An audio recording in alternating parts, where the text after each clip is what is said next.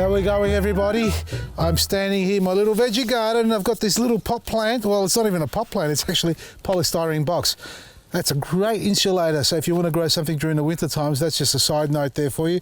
If you've got some polystyrene, don't throw it out. Use it for your seeding and sowing of seeds and plants and all things nice, but always transplant them back out. Now, what I've got here, growing out of it, are 4 little trees that are going to become trees, actually. They're called Sumac. Now, I haven't had a lot of experience with Sumac. Friends of ours, very close family friends of ours, have given me these little plants, Arabic background family, and who grow these. Now, apparently Sumac, there's over 35 different varieties or strains out there growing in nature. For those who don't recognize Sumac, some are poisonous and some obviously are not. Now, why do I say that? It's because Sumac is used in a traditional herb by the Arabs as a sumac spice, used in the za'atar spice and things like that. Beautiful spice itself, similar to cayenne powder, but not as fine, a bit more coarse than that, and a very sort of acidic or citrusy, or not even citrusy, spicy taste to it. Now, I've got these ones here conditioning. Apparently these grow in a tropic to temperate climate. This is far from all that. So I've had them conditioning on the back veranda for the last 2 or 3 months, even more actually, to see how they go. The discoloration is the overwintering. You can see they've dropped their leaves, but very, very, succulent little buds there ready to burst out in the coming springtime. So before we let this grow into spring, we need to transplant them. And why I say that is, dormant plants like this and other fruit trees are like it, even shrubs, before spring kicks in, just in the lead up to it in August, late July, August, the roots will develop first. That's the first sign of spring growth. And you can't see that. It's because it's underground. So the roots will start to put on the new little feeder roots. And then once they settle down, they're happy with the surrounding, the tree on top or shrub or plant, whatever it is on top, will start to grow as well. Now, I dare say these are tough little plants. Even though they're classed for a tropic or temperate climate, they have done extremely well under the harsh and neglect conditions that I've put them through. So now I'm going to transplant them. I don't know how big the roots are going to be, or I've never seen the roots on one of these before. So I'm going to try and take these out of the polystyrene without damaging too much. And the thing with the polystyrene is it actually does sucker, the roots will sucker onto the walls if it becomes pot bound. Unlike your plastic pot over here, these things here, they can't stick to the inside, whereas in the polystyrene, I've seen plants actually pushing through their roots coming out through the outside of these walls, so they're not completely waterproof or solid. All right, got to be gentle because this is topsoil or potting mix. This is going to make a mess here. Anyway, let's go carefully. All right, I'm going to turn it around this way, tip it out to the side. Bear with me. Upside down. Oh, here we go. Oh. All right, well, this is what the table's for. All right, this is heavy. Look what I got in here. I reckon there's about 2 kilos on this side here, so it's quite dense, this soil. And for the plant to grow in it and still survive really well, it's telling me it's a tough little cookie. Now we're going to try and carefully, oh, it's sandy loam soil, but it's quite boggy. We've got to separate the roots without tearing it apart. When you do this with any type of plant, whether it's in a pot or the ground, folks, it's always got to be wet, the ground. Now, I'm feeling my way through it and sort of tickling the soil off. You can put your gloves on, you can practice all the caution you want in the world. If you're one of those who are worried about it or you have allergies, then that's fair enough. No disrespect to anybody, folks. I'm just one with my hands on. And, over time, we'll know if it's been good or bad for me. But for now, see what I'm doing? See here, they're all tangled up. I'm sort of tickling away to find which one belongs where and trying to find where it's travelled, because obviously there's no boundaries in this rectangular pot, so they've overlapped. See there? Just untangled it. Now, if I pulled it really hard before with all that soil on it, I would have broken that away. So tickle your way through, burrow through it. There we are. It's coming through. Look. Yeah, and that belongs, now that there belongs to that side. It's come to this side. There it is. See it? Separation time. There's one plant. Now, I am going to take a bit of this soil off, tickle it away. Not too much. I'm going to leave the core in the middle. I just want to expose the external roots, the fine edges of the roots like that. That's it there.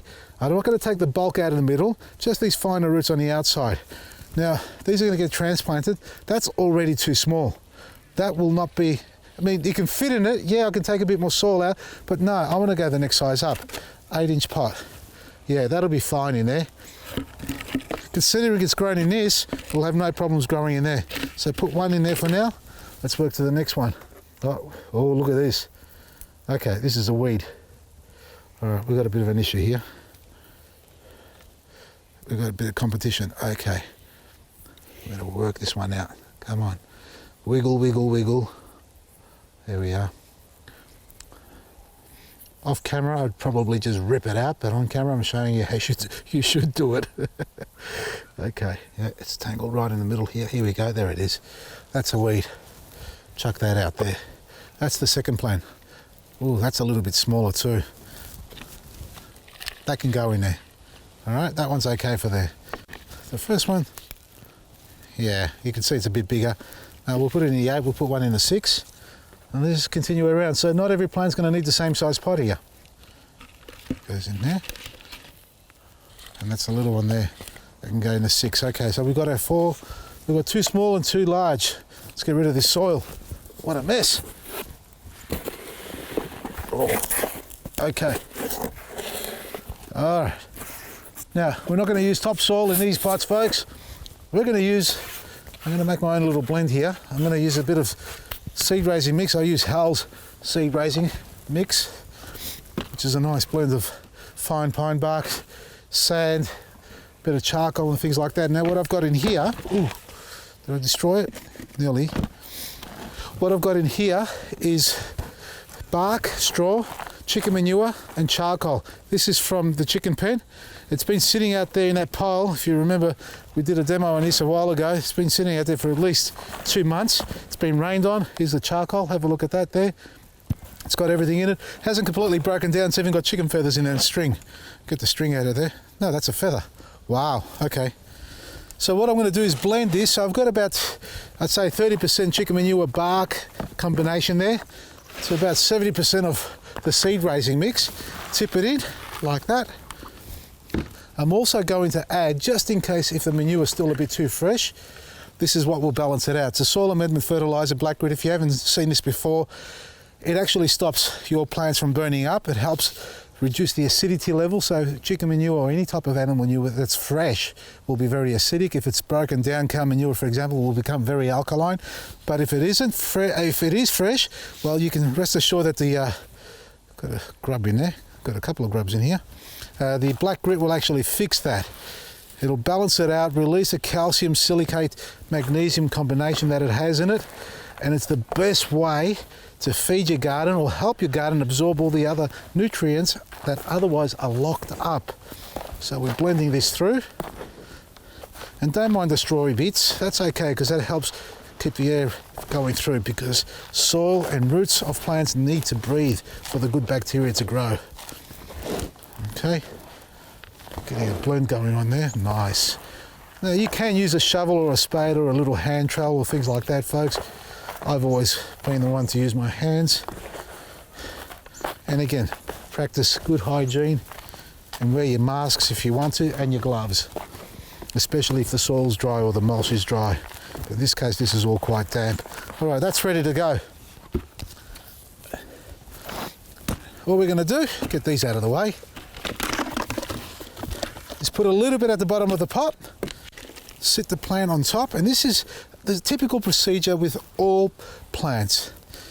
When you've got them out like this, you know, when you've got your roots hanging out like that, this is what you need to do. Now, I can cover this up to about there. I can probably go a bit higher on this with the soil. So if I'm going to sit it down low, I'm not going to sit it down to the ground because that's way too low. Now, I'm not going to fill it up either all the way up to the top of the rim, because I need a little water well. And normally with most pots, you'll have a little marking or a slight different or variance in design. For example, there's little ripple lines here. You can barely see them.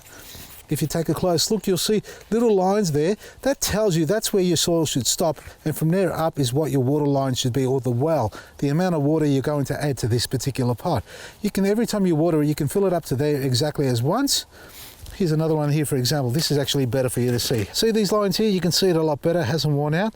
You put your soil just below that line, or about, you know, a centimetre below if you like. That part there should be left exposed, so that is where the water can fill up to when you're adding water to it. Otherwise, if you fill it up to the top with soil and you go to add water, it's just going to run off. It's not going to absorb. Very little or no water is going to penetrate through into the soil, or the potting mix in this case here. So always sit it down below. How far down? It's up to you. That's the maximum height you go. No higher than that. So keep it down lower. So in this case, we don't want to bury it we don't want to put too much soil underneath this. So I don't want to have to fill this up all the way to the top. We've got width. I want these roots to open out. If I don't want them to open out, I'll put them in a smaller pot and contain them like that to grow straight down. But I'd like these to open up a little bit and obviously grow down as well. So a little bit of soil, about 1/3 to almost half, is what we're going to fill the bottom up with. That's enough there. What do you reckon? That's about it. Sit that on top and you can see the roots are nice and open. Don't have them facing up. And if they are too far out, this is a little trick you can do. You just spin it around a little bit like that and you'll have the roots all positioned and facing almost in the same direction. So they're not pushing too hard or bending over too far. Now backfill that with the rest of the soil or potting mix, seed raising mix. Look, if you don't want to make your own blend, you can buy a quality potting mix and the job's done as well.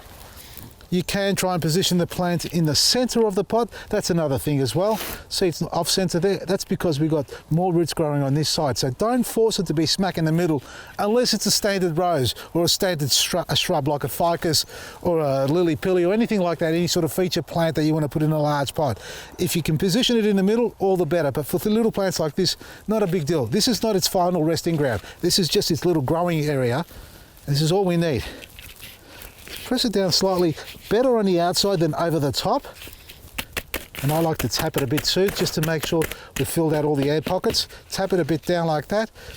That's okay, I don't need to put any more. As it grows bigger, I can top up a little bit more if I want in there, or by the time that happens, it'll be coming out of this pot and going straight into the ground. And now I'm just going to do the same with the other three. All right, we've done all that. And now the most important part is giving him a little drink, folks. I'm going to do it on his table, that's okay. So what we're going to use here is just our liquid gold. This is our liquid seaweed solution. This is top shelf stuff, folks. It's the Rolls Royce of liquid fertilizers. In all honesty, look, I love Sea Soul, I love MaxiCrop, I love all the other fertilizers as well. They've been around for years. You know, there's always room for one more on the shelf there, and I reckon our liquid gold is pretty much up there with the best, if not better than most of the other stuff you see out there. We stand by our product and we recommend that you give it a go. Before you judge anything, and I've tried everything, as you know, I've been around a while, and I hope to be around it for a long time to come. So our liquid seaweed, about 40 mils in 9 litres of water. I estimated by eye. You can't really burn your plants. You don't need to put any more than that. And then we give it a feed. Now we've got also Eco Butch and all the other wonderful stuff that we have as well, but you don't need to use that in this case here. We've just transplanted that. We've taken the plants out of the ground, or out of the pots in this case, and put them in pots and exposed their roots. They're going to go through a little bit of a shock stage, so the seaweed solution that we have here is ideal to stop them from going through shock. So a gentle soak like this, nothing. Oh, that's fantastic. Oh, I wish my garden beds would drain like this. Look at this. Look at that. Oh. Now the only thing about that is, because they're pots, they're going to be very thirsty. These will dry a lot quicker than what they were in before. So it's a very different environment for these little plants at the moment. And if you do the same from a pot or the ground into a pot, pay close attention to the type of soil you're using or it's come from. See there before, look at this. Let me just go through this one more time, because this is vital. The difference between survival and death is understanding your soil texture.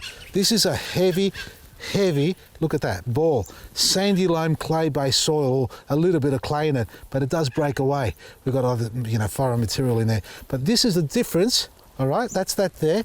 And this is what we've got it into now. Let me wait, here, have a look at this. I'll put that there for you. Look at that little ball I've just created. Now I'm going to try and do the same here. Ready? If it holds its shape. No, look at it, it's just falling apart. All right? That's the texture difference between one soil and the other. And it doesn't just stop there. There's soils, there are potting mixes, there are mulches, it's endless. It's the imagination of the humankind that creates all these different textures, but nature already had them for us. We're just trying to put them in the bag and sell it to you. If you can understand the difference between the soil, one soil and the other, you'll understand the difference between how much water one needs versus the other one. Obviously, the one that drains much better is going to need to be soaked more often. And these little critters here that have grown in this soil here, this stuff here, look at it. right? Grown in here, I've never watered them. From the day they came here, I have never, ever, maybe my wife has, I say a lie there, maybe she has watered them, but I can guarantee you maybe once in the month, so maybe 2 or 3 waters, and the rest has been from the sky above. Whereas this case here, now that they're in here, there's a bit of weight there because it's holding its moisture, it holds it well, but it drains well. They're going to dry up a lot quicker. Even though it's in the plastic pot, they're going to need to be watered probably every 2nd or 3rd day, depending on the weather as well. So monitor your plants when you transplant and make sure you do the old finger test. Don't mind my clean fingers. Stick your finger in the soil, see if it's wet. If it sticks to it and it's moist, then you know you don't have to water it. Don't judge it just by the surface. Ground or pot, always stick your finger in for the moisture test. And use Liquid Gold, EcoButch, Black Grid, guaranteed for them to work on your plants and give them the best chance to grow big, strong, healthy roots. And if they're fruit, lots of fruit for you to enjoy. And if they're flowers, they're going to be bigger and more colourful too. Check it all out at Vasili'sGarden.com. Our VIP subscription ends at the 31st of May. It's May, yes, I've lost my dates. Sign up so you can get your 40 reward points, and it is free shipping across Australia on all products. Minimum charge, $10 purchase, that is. So you're not going to get that again for a long time. So take advantage of it. Shop online, Vasili'sGarden.com, and in the meantime, enjoy your weekend. From me, Vasili, Maresi, or whatever day you're watching it.